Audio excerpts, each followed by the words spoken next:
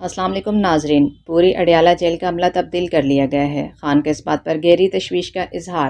عمران خان کا کہنا ہے، اگر مجھے کچھ ہوتا ہے اڈیالہ جیل میں تو وہی اس کا ذمہ دار ہوگا جو اس جیل کو پیچھے سے کنٹرول کر رہا ہے۔ ناظرین، ویڈیو پر جانے سے پہلے آپ سے گزارش ہے کہ میرے چینل کو لائک اینڈ سبسکرائب کر لیجیے۔ چلیے ویڈیو دیکھتے ہیں۔ ان تمام لوگوں کو میں کہتا ہوں کہ آپ نے بھرپور انداز سے شرکت کرنی ہے۔ جلسہ ہر صورت ہونے جا رہا ہے۔ 8 تاریخ کو پاکستان کی ہسٹری کا سب سے بڑا جلسہ انشاءاللہ تعالی ہوگا۔ خان صاحب نے کہا کہ جب بھی اسٹیبلشمنٹ کے حوالے سے ذرا بھی نون لیگ کو ہلکا سا بھی یہ شک پڑتا ہے نا کہ کہیں ان کی بات چل رہی ہے، تو وہ فوراً ہی 9 مئی کی بات کرنا شروع کر دیتے ہیں، 9 مئی کا ذکر کرنا شروع کر دیتے ہیں۔ اور دوسری طرف انہوں نے دوسرا ذکر کیا نواز شریف کا۔ انہوں نے کہا کہ وہ اپنے جو بیگ ہے نا وہ پیک کرنا شروع کر دیتا ہے کہ میں اپنے اصلی ٹھکانے کی طرف جو ہے نا واپس لوٹوں گا۔ تو جو دو ٹوک الفاظ میں خان صاحب نے باتیں کی میں آپ کے سامنے رکھ رہا ہوں۔ اچھا، پھر جو اڈیالہ جیل کے اندر افسران کا تبادلہ کیا گیا ہے، مختلف لوگ ٹرانسفر کیے گئے ہیں، انہوں نے کہا کہ جیل کے اندر صورتحال اس وقت یہ آ چکی ہے کہ جہاں پر میرا سیل ہے نا وہاں پر فار ایگزامپل انہوں نے کوئی گارڈ وغیرہ کھڑا کیا ہوا ہے نزدیک، انہوں نے کہا اسے بھی وہ بیچارہ ڈر کے وہ 200 فٹ دور کھڑا ہوتا ہے، وہ میرے نزدیک تک نہیں آتا۔ یعنی کہ اتنا ڈرا دیا ہے کہ میرے ساتھ انہوں نے کیا بات کرنی ہے، ان کو کس چیز کا خوف ہے۔ اور انہوں نے گہری تشویش کا اظہار کرتے ہوئے یہ کہا کہ اچانک سے یہ ٹرانسفر کرنا، اگر مجھے کچھ ہوتا ہے جیل کسٹڈی کے اندر، اگر مجھے میری جان کو کچھ یا کوئی چیز بھی ہوتی ہے، تو انہوں نے کہا کہ جو اس اڈیالہ جیل کو کنٹرول کر رہے ہیں، جو پیچھے سے کنٹرول کروا رہے ہیں یا کنٹرول کروانے والوں کا جو سربراہ ہے، ٹھیک ہے، آپ کو سمجھ آ گئی ہوگی، خان صاحب نے کہا کہ وہ ذمہ دار ہوگا، وہ ذمہ دار ہوگا۔ آج انہوں نے یہ میڈیا سے بھی بات کی۔ اچھا، پھر خان صاحب نے کہا، اچھا میں نے یہ کورٹ میں اس لیے بات کی ہے کیونکہ خان صاحب نے کہا کہ آپ نا کورٹ میں بات کرنا، اس کی ریزن یہ ہے کہ جب آپ ڈائریکٹلی نام لیتے ہو نا تو پھر تو یہ چینل والے چلاتے نہیں ہیں، تو لہٰذا میسج بھی پہنچ جائے اور پتہ بھی چل جائے۔ تو میں آپ کو اس لیے بتا رہا ہوں کہ خان صاحب نے یہ تشویش کا اظہار کیا۔ اچھا، پھر جو خان صاحب نے کہا ہے کہ بزدل آدمی ہوتا ہے نا اس کا کہیں ٹھکانہ نہیں ہوتا، بزدل آدمی کبھی لیڈر نہیں بن سکتا۔ خان صاحب نے کہا ہے کہ ہمیشہ دلیر لوگ جو ہیں وہ لیڈ کرتے ہیں، بزدل آدمی، بزدل زندگی سے خان صاحب نے کہا ہے کہ موت بہتر ہے۔ تو بزدل آدمی جو ہے وہ زندگی میں کبھی مراد نہیں پا سکتا، وہ کبھی ٹیم لیڈر نہیں بن سکتا، وہ کبھی کپتان نہیں بن سکتا۔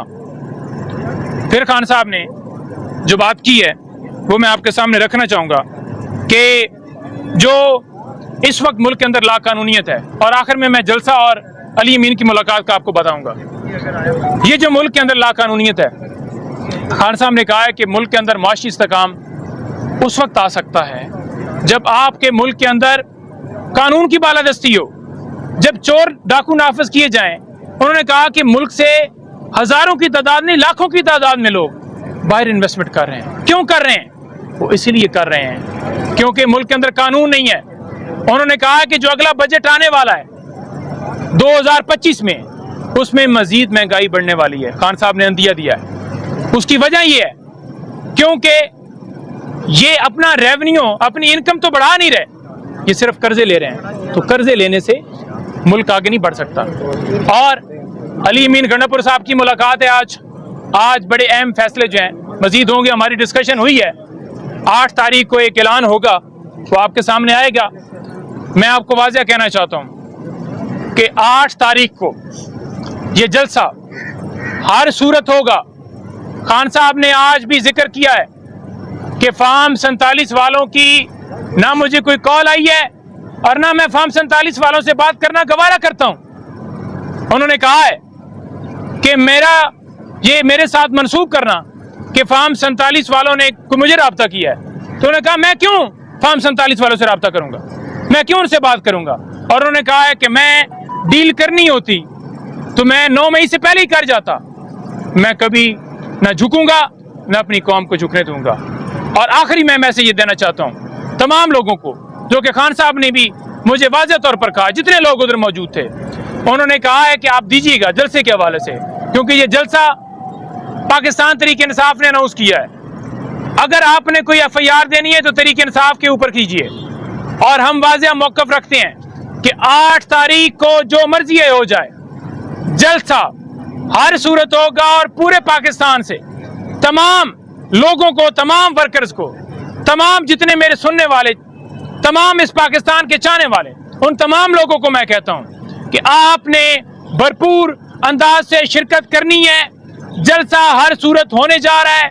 8 तारीख को पाकिस्तान की हिस्ट्री का सबसे बड़ा जलसा इंशाअल्लाह ताला होगा, और कोई ये ज़हन में रखे कि ऐन मौके के ऊपर फिर जलसा कैंसिल किया जाएगा, तो मैं आपको वाज़ेह करना चाहता हूं कि 8 तारीख को ऐन मौके के ऊपर किसी सूरत जलसा कैंसिल नहीं होगा।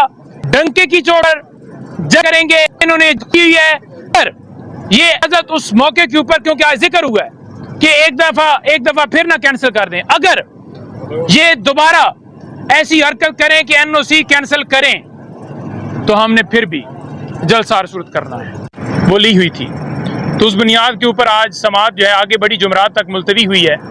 लेकिन परवेज़ खटक ने बयान दिया कि मेरे पास जो है, यानी कि वो काबीना में जो बात की गई, वो जो शहजाद अकबर थे उनके हवाले से उन्होंने जिक्र किया कि वो लेकर आए। इसी तरह से अगर बात की जाए जुबैदा जलाल की, तो उसने कहा कि गुडविल के अंदर मैंने वो सिग्नेचर किए। जो ये अलकादर ट्रस्ट वाला मामला उन्होंने केस बनाया कि 190 मिलियन पाउंड आए, और आपके सामने समरी है, मैं उसका जिक्र कर रहा हूँ। तीसरा आजम खान ने कहा कि मैं उस कबीना के अंदर बैठे ही नहीं था। तो यानी ये जितने गवाह पेश हुए, इन तमाम गवाहों के जो उठाकर भी ले गए, उनसे ज़बरदस्ती बयान भी दिलवाए गए, लेकिन किसी ने आकर खान साहब के हवाले से वो जो उनके ऊपर इल्ज़ाम लगाया गया था उस हवाले से ना वो स्टेटमेंट दी जो उनको कसूर बनाया जा रहा था, और दूसरे नंबर पर किसी गवाह ने, जितने गवाह पेश हुए हैं, 1 रुपये का भी फाइनेंशियल बेनिफिट का ना खान साहब के ऊपर ना बीबी साहबा के ऊपर जो है वो कहा है।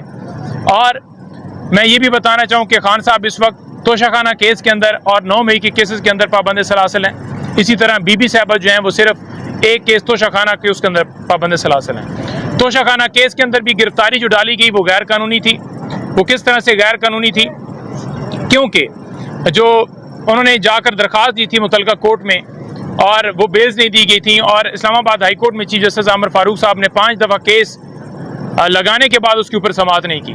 तो मैं इस तरह से कहूँगा कि ये सिर्फ रखा इसलिए गया था, इसलिए गिरफ्तारी की गई कि उधर से बरी हों और इधर से गिरफ्तार कर लिया जाए, और वही उन्होंने जो एक प्लान बनाया हुआ था उसको एग्जीक्यूट किया। लेकिन इस्लामाबाद हाई कोर्ट में गए, हम उस चीज़ का अफसोस करते हैं कि इस्लामाबाद हाई कोर्ट को देखना चाहिए था कि ये गैर कानूनी काम हुआ है और उसे गैर कानूनी करार देना चाहिए था, लेकिन ऐसा नहीं हुआ। जी तो नाजरीन, आपने वीडियो देखी। नईम बनजोता साहब ने भी खान का वही पैगाम बाहर आकर दिया जो शेर अफजल मरवत साहब ने और अलीमा खान ने दिया। 8 सितंबर को जलसा होगा और एक बहुत ज़रूरी ऐलान भी होगा।